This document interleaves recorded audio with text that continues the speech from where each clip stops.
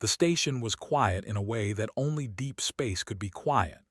No wind, no birds, no distant city sounds.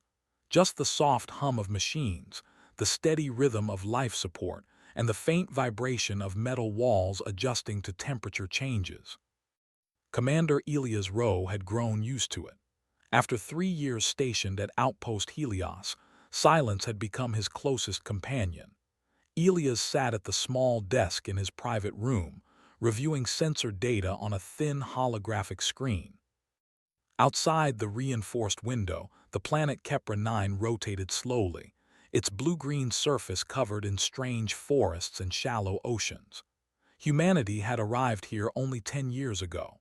The planet was rich in minerals and strange energy readings, but it was also dangerous. Unknown life forms, unstable weather, and ruins that did not belong to any known species made every mission risky. Elias leaned back in his chair and rubbed his eyes. Another long shift. Another day without real human contact. The rest of the crew lived in separate modules and most communication happened through screens. Physical meetings were rare unless there was an emergency. A soft alert blinked on his console. Movement detected. Corridor C-17. Elias frowned. Corridor C-17 was restricted. No one was scheduled to be there, especially not at this hour. He stood up, his soldier instincts waking immediately. He reached for his jacket, slipped on his boots, and activated the small pulse pistol at his belt. Slowly, he moved toward the door. Before he could open it, the door slid apart on its own. She walked right into his room. Elias froze. She was not human. At first glance, her shape was close enough to shock him. 2 arms, 2 legs, upright posture, but everything else was different. Her skin shimmered faintly, like light moving underwater. Her eyes were large and reflective, without visible pupils. Thin lines of soft blue light ran across her body in patterns that shifted slowly, as if responding to her emotions. She wore a suit when she entered, but it was not like any armor or uniform Elias had seen. It looked grown rather than built, formed from a smooth material that blended with her skin. Without fear or hesitation, she reached up and released the suit. It separated and folded in on itself, dissolving into a small glowing disc in her hand. She dropped it gently to the floor. Elias' breath caught in his throat, but not for the reasons his mind struggled to explain. There was nothing aggressive, nothing inappropriate in her movement. The suit was clearly not clothing in the human sense. It was equipment, protection, tools. She looked at him and smiled. The smile was simple, open, curious. Elias slowly lowered his hand from his weapon. "Okay," he said quietly, more to himself than to her. "You're real." She tilted her head, studying him. Her smile widened slightly, and the glowing lines on her skin shifted to a warmer color. She took one step forward, then stopped, as if unsure. Slowly, carefully, she placed one hand against her chest and made a soft sound. It was not a word, but it carried meaning. Introduction. Elias swallowed and forced his racing thoughts to slow down. Training took over. Unknown contact. Non-hostile behavior. Do not provoke. "My name is Elias," he said, speaking clearly and calmly. He pointed to himself. "Elias Rowe." She watched his mouth closely. Then she made the sound again, followed by a second, different tone. She pointed to herself. "Sail," Elias guessed. Her eyes brightened. She nodded once. "Progress?" Elias took a slow step back and gestured toward the chair near the desk. "You can sit," he said, then demonstrated by sitting down himself. Sail hesitated, then copied him. Her movements were careful but graceful, as if gravity felt slightly different to her. She sat on the edge of the chair, hands resting on her knees, posture straight. Up close, Elias could see more details. Her skin was smooth but not soft like human skin. It had a faint crystalline texture. The glowing lines pulsed gently, brighter near her neck and wrists. He realized with a sudden chill that she had bypassed every security system on the station to get here. "How did you get inside?" he asked softly. She did not understand the words, but she understood the tone. She raised one hand and tapped her temple. Then she pointed toward the ceiling, toward the stars beyond. Understanding flashed through Elia's mind. Not spoken language, something else. "You came from space," he said. "You came here alone." Sale's expression changed. The glow dimmed slightly. She shook her head. Then she raised 3 fingers. "Three." "A group?" Elias asked. She nodded. He exhaled slowly. "First contact. Real first contact. Not ruins, not signals. A living being sitting in his room, smiling at him." Elias reached for his console and activated a silent alert to command. Protocol demanded it. But as his finger hovered over the final confirmation, Sale looked at him. Not afraid. Not angry. Just hopeful. Her hand lifted, palm open, not touching him but close enough that he could feel a faint warmth in the air between them. Images flooded his mind without warning. Stars, a vast ship made of living light, a world covered in crystal forests, beings like Sale watching the stars with curiosity, not conquest, and then humans, clumsy, loud, brave, fragile. Elias gasped and pulled back, nearly falling from his chair. Sale recoiled immediately, her glow flickering in distress. She stood, hands raised, clearly apologizing. "It's okay," Elias said quickly, heart pounding. "I'm okay." He looked at her with new understanding and awe.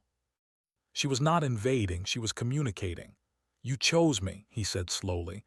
"Didn't you?" Sale hesitated, then nodded. Elias laughed softly, a short, nervous sound. "Of course you did." He stood and paced the small room, running a hand through his hair. Every rule, every protocol screamed in his mind. But something deeper, something human, told him this moment mattered more than rules. He turned back to her.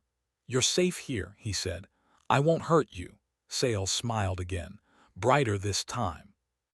Outside, the station continued its quiet orbit. No alarms, no weapons fire, just one human and one alien, standing at the edge of a future neither of their species had planned for, but both were ready to face. And somewhere deep in the station's systems, unseen and unnoticed, something ancient stirred, aware that humanity was no longer alone. Morning on Outpost Helios did not come with sunlight. It came with system cycles, soft tones from the station's internal clock, and lights that slowly brightened to simulate dawn. Elias had not slept. He sat on the edge of his bed, arms resting on his knees, watching Sale stand near the window. She had not moved much through the night. She simply stood there, looking out at the planet below, her glowing patterns slowly shifting as if she were listening to something Elias could not hear. She seemed calm, peaceful. As if being inside a human military station did not frighten her at all. Elias cleared his throat softly. "The station will wake up soon," he said. "Other humans will notice something is different." Sale turned toward him. She did not understand the words, but she understood the meaning. The glow along her arms pulsed brighter. She walked closer and sat across from him again, her posture careful. Elias activated his console and brought up basic translation software. It was designed for decoding unknown signals, not telepathic species, but it was a start. He slowly spoke simple words and pointed to objects: table, wall, window, human, alien. Sale watched, learning quickly, too quickly. She pointed at him. "Elias," she said, her voice soft and uneven, like sound shaped for the first time. Elias smiled despite himself. "Yes, Elias," she pointed at herself. "Sale." They repeated this for hours, words, gestures, meanings. Sale learned faster than any human linguist ever could. She was not just listening. She was feeling the intent behind every sound. By the time the station's central systems flagged an anomaly, Sale could already understand simple sentences. "Commander Rowe," a voice came through Elia's wrist communicator. "We detected a short-range energy fluctuation near your quarters. Please report." Elias closed his eyes briefly. "It's time," he said quietly. Sale sensed the change in him. Her glow dimmed. She reached out and lightly touched his arm. The contact sent a gentle warmth through his skin, calming him. They may be afraid, Elias said. Humans fear what they don't understand. Sale nodded slowly. Then she surprised him. She straightened, lifted her chin, and made her glow brighter, stronger, not threatening. Confident, she wants to face them, Elias realized. Not hide, he stood. Okay, we'll do this together. The corridor outside his room filled with footsteps as security arrived. Elias opened the door before they could force it. 3 armed guards froze when they saw Sale standing behind him. Stand down, Elias said firmly. She's not hostile. Captain Mora stepped forward, her eyes locked on Sale. Commander, step away from the alien. Sale took a slow step forward instead. Elias raised his hands.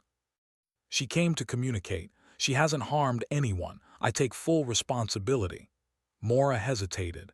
Years of service had taught her to read people, and Elias did not look compromised. He looked convinced. Sale lifted her hand and projected images again, but this time more carefully. The guards gasped as shared visions filled their minds. Her people watching humanity from afar, studying, waiting, choosing the right moment. When the images faded, silence filled the corridor. She's peaceful, Mora said quietly, and she chose you as first contact. Word spread through the station quickly. Scientists arrived. Officers argued. Protocols were debated. But Sale remained calm through it all. She answered questions through images and simple words, never showing fear or anger. Elias stayed by her side the entire time. As hours passed, deeper truths emerged. Sale's people were explorers, not conquerors. They had watched countless civilizations destroy themselves through fear and war. Humanity was different, flawed, violent at times, but capable of empathy and sacrifice. She believes humans will matter, Elias translated, in the future of the galaxy. Not everyone agreed. Some demanded she be detained, studied, controlled. That was when the station shook, alarms blared, red lights flooded the corridors. Unknown entities approaching, the AI announced. Non-human origin, weapons detected. Sale stiffened. Her glow flared sharply. They followed her, Elias realized. Not her people, something else. The ancient ruins on the planet below activated, sending energy spikes into orbit. The unknown ships responded, locking weapons onto the station. Panic spread. Elias looked at Sale. Can you help us? She did not answer with words. She stepped forward and placed both hands against the station wall. Her glow spread outward, flowing into the metal itself. The station's system stabilized. Shields strengthened. Power rerouted more efficiently than human engineers could manage. She's interfacing with the station, someone whispered in awe. Outside, the unknown ships hesitated. Sale opened her eyes and looked at Elias. Trust, she said clearly. Elias nodded. You have it. Together, human and alien stood at the center of the storm. The future was uncertain. Danger was close. But something powerful had been born that day. Not fear, trust. And far beyond Helios Station, forces older than humanity took notice, realizing that humans were no longer standing alone. The alarms did not stop. They echoed through Outpost Helios like a warning heartbeat, fast and sharp. Red lights flashed along the curved walls, painting everything in moving shadows. Outside the station windows, the stars seemed to tremble as unknown ships drifted closer, dark shapes against endless space. Elias stood beside Sale in the central command chamber. Officers, engineers, and scientists crowded the room, fear clear on many faces. Screens showed sensor data scrolling too fast for untrained eyes. The unknown ships were not attacking yet, but their weapons were charged, waiting. They are watching, Sale said softly. Her voice was clearer now, more human. They want to see how you respond. Elias clenched his fists.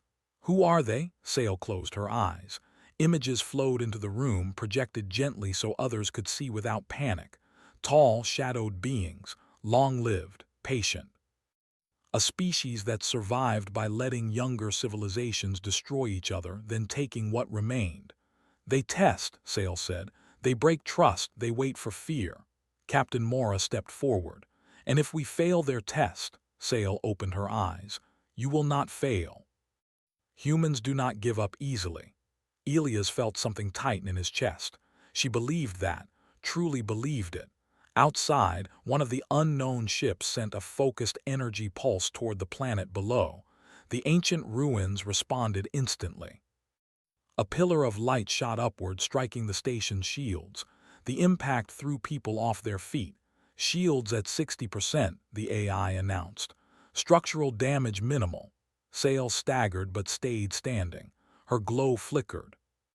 They are forcing the ruins to react, Elias said. Using the planet as a weapon, Sail nodded. The ruins were built to protect life, but they do not understand humans. They see danger and respond with force. Elias turned to the gathered officers. If the ruins keep firing, the planet won't survive. Neither will we, a young engineer spoke up. We can't shut the ruins down, we don't even know how they work. Sail stepped forward. I do. All eyes turned to her. They respond to intent, she continued, not commands. Not codes, intent. Elias understood immediately. Like you communicate through meaning, Sail nodded. But it requires a bridge. Captain Mora frowned. A bridge between what? Sail looked at Elias. Between humans and the ruins, Elias said slowly. Between fear and trust. Silence filled the room. You're saying a human has to connect with alien technology built by a species older than our civilization, Mora said. That could kill him. Sail's voice trembled for the first time. It could, but he is strong. Elias did not hesitate. Do it. Mora grabbed his arm. Commander, if we don't, Elias said, everyone here dies and so does the planet. Sail reached out and took his hand. Her touch was warm, steady. I will not leave you, she said. They moved together through emergency corridors toward the planet-side interface chamber. The walls shook as another energy pulse struck the station. Dust fell from the ceiling. Somewhere far away, metal screamed. The chamber was old, older than the station. Built around a fragment of the ruins that extended into orbit like a frozen lightning bolt of crystal and metal. It pulsed with light, reacting violently to the battle outside. Elias stepped onto the platform. What do I do? Sail stood behind him. Think of why you protect. Not how, not fear. Why? He closed his eyes. He thought of Earth. Blue skies he had not seen in years, of the people on the station. Flawed, scared, stubborn humans who still showed up when it mattered. Of Sail, who crossed the stars alone to find something better. The crystal flared. Pain shot through Elias' body. He cried out, dropping to one knee. Memories that were not his flooded his mind. Ancient wars, civilizations rising and falling, countless species making the same mistakes. Sail pressed her hands to his back. Stay with me, she said. Elias forced himself to breathe. I'm here.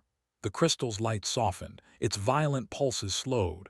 Outside, the unknown ships reacted immediately. Their weapons powered down slightly, uncertain. They feel it, Sail whispered. They do not understand it. Elias stood, shaking. He placed his hand against the crystal. We are not prey, he said aloud. We are not weapons. We choose to protect, even when it hurts. The ruins responded. Energy flowed outward, not as an attack, but as a shield. A massive, shimmering barrier formed around the planet, cutting off the unknown ship's influence. Their control signals vanished. For the first time, the shadowed beings panicked. They are retreating, the AI announced. Unknown ships withdrawing. Cheers erupted across the station. People laughed, some cried, others simply collapsed in relief. Elias slumped against the crystal, exhausted. Sail caught him before he fell. You did it, she said, her glow warm and bright. We did it, he corrected weakly. Days passed. Repairs began. Messages were sent to Earth. Humanity's first true contact was no longer a secret. Sail remained on the station not as a prisoner but as a guest, an ally. Debates still happened. Fear did not vanish overnight, but something had changed. Elias stood in the observation chamber looking down at Kepler 9. The planet was calm now, safe. Sail joined him. My people are coming, she said, not with weapons, with open hands. Elias smiled. Humans will meet them the same way, eventually. She looked at him, studying his face. You are strange, she said gently. Your kind is fragile, short-lived, yet you stand against the dark. That's kind of our thing, Elias said. Sale smiled, the same simple smile from the night she walked into his room. Then the galaxy will change. Outside, the stars burned quietly. Somewhere far away, ancient watchers turned their gaze elsewhere, no longer certain that humanity would be easy to break. Because now, humans were not alone, and they never would be again.